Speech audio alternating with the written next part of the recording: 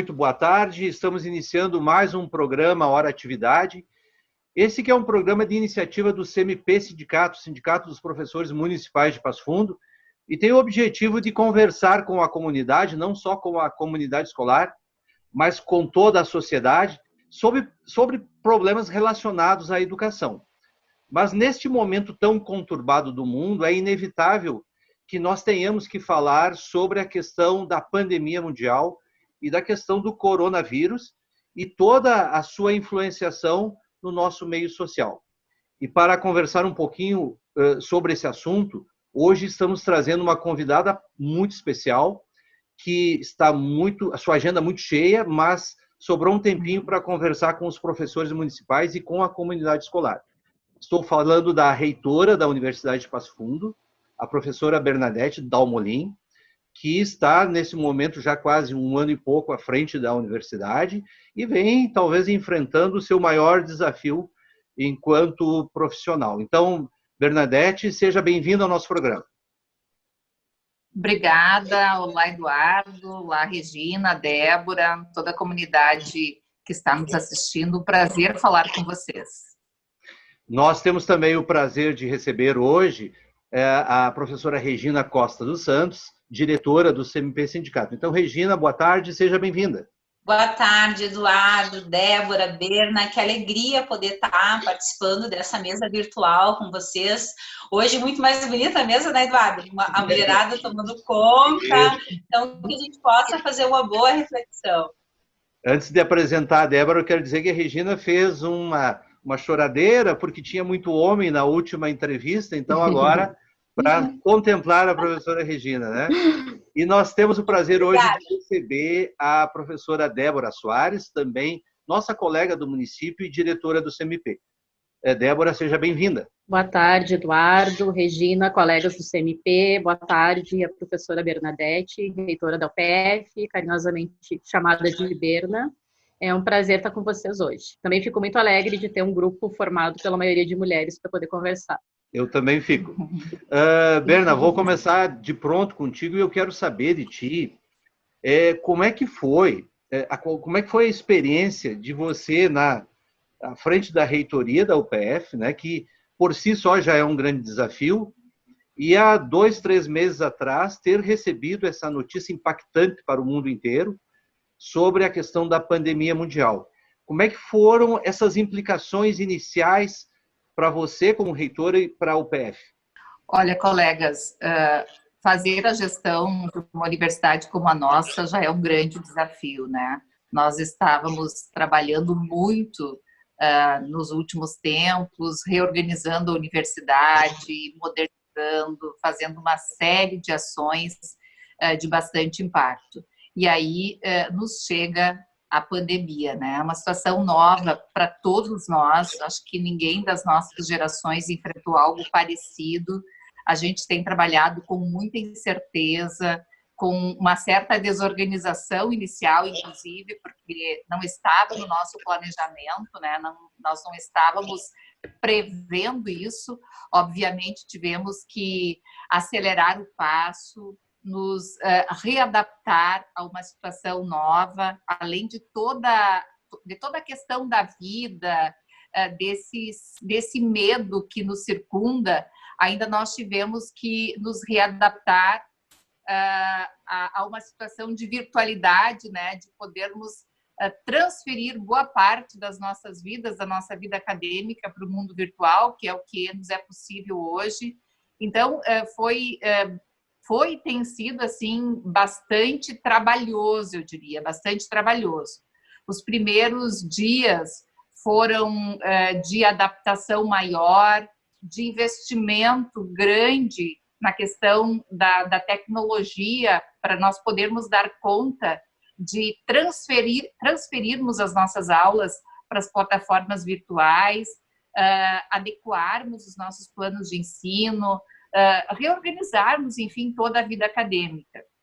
Ao mesmo tempo, como não poderíamos deixar de fazer, e a minha é uma questão muito especial, porque eu também sou da saúde, além disso, né, sou sanitarista, então nós nos envolvemos enormemente com várias frentes aí relacionadas ao cuidado à vida, à produção de material, a diagnóstico, a produção de equipamentos, enfim, transferimos várias das nossas ações, dos nossos espaços para o cuidado também da pandemia. Fomos construindo frentes que nos permitissem tanto tocar a vida acadêmica, cuidar dos nossos estudantes, dos nossos professores e funcionários, ao mesmo tempo também cuidando da própria comunidade, colocando à disposição da comunidade aquilo que está dentro do nosso alcance, das nossas possibilidades. Então, tem sido um desafio por dia, não está sendo fácil realmente para ninguém, mas a gente tem encontrado muita colaboração de todos, da comunidade interna, temos conversado de uma forma muito tranquila com os nossos estudantes, fomos identificando situações, né, que não estavam realmente no nosso rol de possibilidades, aí, por exemplo, ter de dar uma aula para quem mora distante, que tem inclusive dificuldade de acesso a equipamentos, dificuldade de acesso à internet.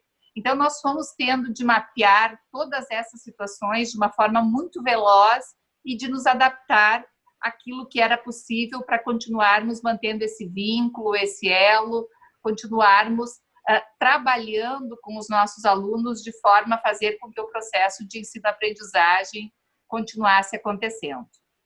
Débora, então, por favor. Bom, pegando até um gancho nisso que você falou agora sobre acelerar, né, esse processo de usar as plataformas virtuais, como que tem sido isso, tendo em vista que boa parte dos cursos da UPF eram apenas presenciais, não tinham atividades ou disciplinas em plataforma virtual? Como que os cursos estão conseguindo se organizar internamente, como que os professores estão conseguindo dar aula, de que forma eles estão conseguindo, e, de repente, você fala um pouquinho mais sobre essa realidade de ter que dar aula para pessoas de outros lugares que não têm tanto acesso a equipamentos, como talvez a maioria deles, mas alguns não. Então, como fazer com que o ensino, com que as aulas cheguem também a esses alunos?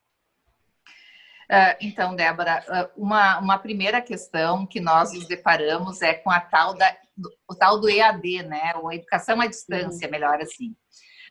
Nós não somos uma instituição com essa tradição, nós somos presenciais. E a maioria dos nossos cursos, eles não têm um percentual significativo de atividades à distância. A maioria tem um percentual muito pequeno. Então, nós tivemos de nos adaptar rapidamente, tanto em termos de disponibilizarmos os equipamentos, fazermos treinamento de professores. Eu diria que o nosso setor, que se chama UPF Online, é o que está trabalhando assim enormemente nessa pandemia, teve que dar muito suporte para professores, ajudar a organizar aulas, fazer com que a vida acadêmica continuasse acontecendo.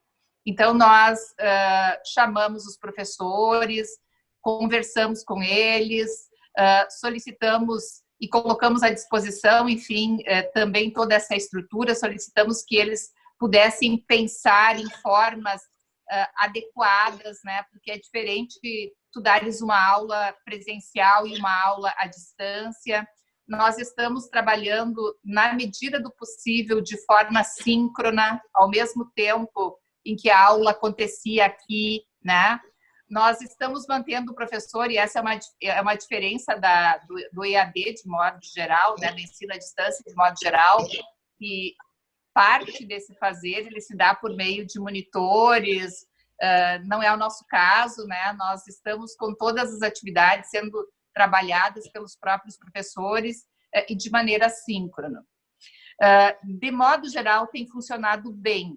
Nos primeiros dias, nós intensificamos esse mapeamento, procuramos identificar alunos que tinham dificuldades de acesso, alunos que tinham dificuldade de equipamentos, né? Fomos nos adaptando. Realmente foi uma situação nova, num espaço de tempo muito curto. Então, eu diria assim que os primeiros 15 dias nós precisamos aprender muitas coisas e rever muitas delas, né? Mas a partir daí se estabeleceu um padrão de funcionamento muito adequado.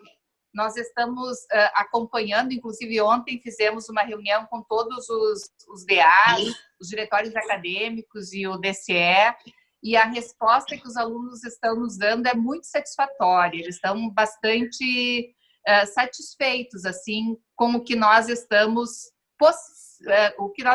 conseguindo trabalhar. Obviamente que tem uma preocupação, né, colegas? Boa parte dos nossos cursos, eles têm um percentual significativo de práticas, de estágios. Isso só vai ser possível, na maioria, ser recuperado pós-pandemia. Então, nós estamos trabalhando naquilo que é possível ser trabalhado remotamente. Nem tudo coube lá, né? Parte desse processo ensino-aprendizagem precisará ser recuperado posteriormente. Nós já estamos trabalhando com alguns cenários de retornos, né? Estamos fazendo alguns exercícios. Acreditamos que teremos um semestre bem atípico, talvez um ano atípico, onde precisaremos nos adaptar com muitas atividades remotas, aquelas possíveis, e talvez concentrando mais no presencial, as aulas de laboratório, as aulas práticas, os estágios, para não comprometermos aquilo que nós prezamos muito, que é a qualidade dos nossos cursos. É um desafio, está sendo um desafio muito grande, mas também estamos tendo belas surpresas, né? Eu acho que também tivemos um aprendizado muito rápido de uso dessas tecnologias, derrubamos algumas resistências, né? Eu acho que nós precisamos aprender e lançar mão dessas ferramentas sempre que possível, elas nos ajudam. Nós estamos aqui fazendo uma entrevista, né? Cada um na sua casa, no seu local, então são ferramentas fundamentais para muitas iniciativas, e elas também se prestam, em alguma medida, para o ensino à distância. Nós entendemos que é fundamental a presença, é fundamental o encontro, né, entre professores, estudantes, é fundamental que a gente possa sentir essa presença e discutir, porque há uma possibilidade de aprendizado e uma sinergia muito maior dessa maneira, mas em tempos de pandemia é o que podemos. Então, estamos enfrentando dia a dia, cada vez que surge um problema, vamos lá, vamos de novo, vamos tentar fazer o melhor possível. É assim que nós estamos encaminhando. Obrigado, Berna. Professora Regina. Quanto desafio, né, Berna? Na verdade, assim, acho que esse mundo dele de fato, ele é algo a ser, a gente está buscando agora informações e dominando, mas que de fato não vem sendo fácil para ninguém. Berna falou assim, que tem alguns cursos que não cabe essa modalidade IAD. Eu queria que falasse um pouquinho mais sobre isso. Que cursos são esses? Se existe algum curso que não possa ser IAD? E como que vai ser, assim, se já tem algum planejamento? Como que ficam esses cursos? Gostaria que falasse um pouquinho mais sobre isso. Regina, no nosso caso, todos os cursos têm atividades práticas. Não tem nenhum curso que pudesse prescindir da presencialidade nesse momento, da forma como ele foi construído, planejado, como ele está sendo executado. Então, tem muita especificidade neles, obviamente, mas todos eles precisam desenvolver atividades, algumas muito mais abertas, em cenários externos, outros têm uma concentração maior de práticas em laboratório, mas todos têm alguma atividade prática, um percentual, pelo menos, de prática bastante significativo. Nós estamos tentando olhar as áreas. Vejam só, é difícil, muito difícil, porque tem muita especificidade. A própria saúde, que hoje está sendo convocada, né, para trabalhar, principalmente os cursos de medicina, enfermagem, farmácia e fisioterapia, eles também estão tendo dificuldades, porque o cenário de prática se modificou totalmente. Nós estamos tendo concentração de pacientes, de atendimento em algumas áreas, principalmente nessas que se organizam para atendimento à pandemia, e tem um outro conjunto de áreas que está totalmente parada, né? As cirurgias eletivas, vários segmentos da própria saúde estão com pouco atendimento, exatamente porque aguardam, porque estão se organizando para o atendimento desse quadro que precisa ser olhado com mais cuidado nesse momento, né? Com mais foco nesse momento. Então, mesmo a área da saúde, que é uma área que estaria teoricamente sendo convocada, ela tem problema. Ela tem problema também porque se nós colocarmos todos os alunos, nós estaremos expondo os alunos, né? Nós estaremos fazendo com que os alunos disputem EPIs. Então, tem muita variável nessa relação que precisa ser equacionada. Por isso, cada curso é um curso. Nós estamos trabalhando com os coordenadores de curso, com os NDEs, né, que são os núcleos docentes estruturantes de cada curso, para que eles mapeiem, vejam o que está sendo possível. Por exemplo, tem áreas, poderia citar o direito, que tem muita plataforma virtual, aulas práticas possíveis de serem feitas aí no mundo virtual, que nós estamos conseguindo avançar, né? Mesmo com aulas práticas nesse momento. A construção civil poderia estar voltando, porque a construção civil está voltando. Então, cada situação é uma situação e a gente vai precisar olhar para essas especificidades. Por isso que é difícil hoje para nós, e os alunos têm nos cobrado isso.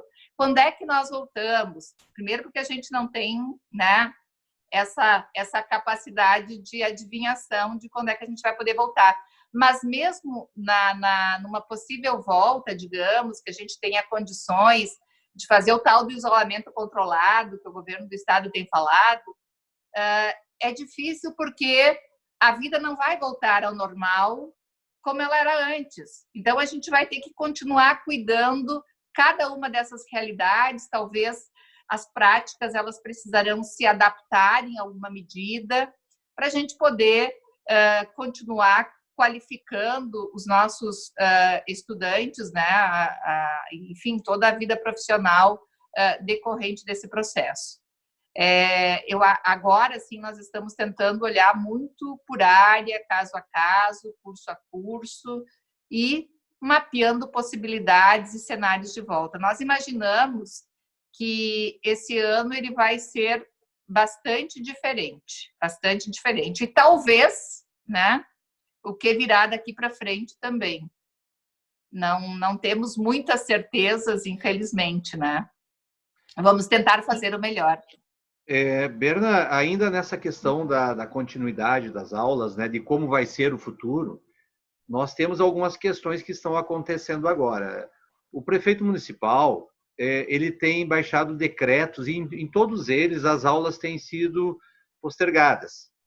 E nesse momento nós estamos no meio do outono, quase inverno, e além das aglomerações que uma sala de aula proporciona, existe também essa questão do transporte coletivo, que é um fator de aglomeração. Nesse contexto, tu acha possível que tenhamos a possibilidade de voltar antes do mês de agosto? Ou seja, tu não acha que deveremos possivelmente esperar o inverno passar para daí fazer o retorno às aulas presenciais? Eduardo, eu gostaria de ter essa resposta mais precisa, mas eu penso que a vida daqui para frente, pelo menos assim, até passar o inverno, até o final do ano, ela vai ser com períodos com muito cuidado, eu diria assim, com muito cuidado. Nós estamos discutindo, junto com as instituições comunitárias, um cenário de possível retorno, né? Em que nós estamos trazendo para esse retorno aqueles momentos, aquelas situações, aquelas aulas que precisam ser realizadas aqui. Talvez a gente tenha que manter o ensino remoto, as atividades teóricas à distância ainda por um bom tempo e criar cenários possíveis de não aglomeração, né, de revezamento, talvez de alguns dias por semana para cada um dos cursos. Me parece que o cenário mais, digamos, adequado, se é que a gente pode chamar, se é que a gente pode dizer que alguns cenários seja adequado, é esse de nós pensarmos retornos programados, com menos concentrações, né? De modo que a vida possa continuar acontecendo com todos os cuidados. Agora, realmente é difícil. Vejam, os nossos estudantes, eles são de fora na sua maioria. Em torno de 70% dos nossos estudantes não são de Passo Fundo. Então, eles dependem de ônibus, eles dependem de uma logística toda que torna o caso ainda mais complexo. Por isso que é difícil te dar essa resposta.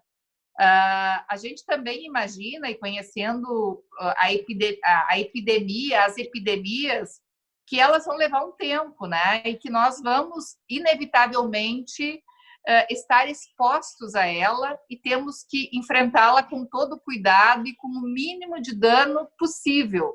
Então, talvez o mínimo de dano seja nós pensarmos um ano aí bastante diferente daquele que nós programamos até então. O que nós realmente estamos cotejando aí é um cenário com práticas, com aulas práticas e estágios ao longo do período, tá? E com uma concentração maior de aulas remotas. É isso que a gente imagina cumprir, pelo menos aí até passar essa fase mais crítica. Muito bem, então estamos encerrando essa primeira parte da entrevista com a reitora da Universidade de Passo Fundo, Bernadette Dalmolin, e na semana que vem ela volta a falar conosco sobre a crise mundial e o seu impacto aqui para a educação de nossa região. Aguardamos vocês, então, na próxima semana.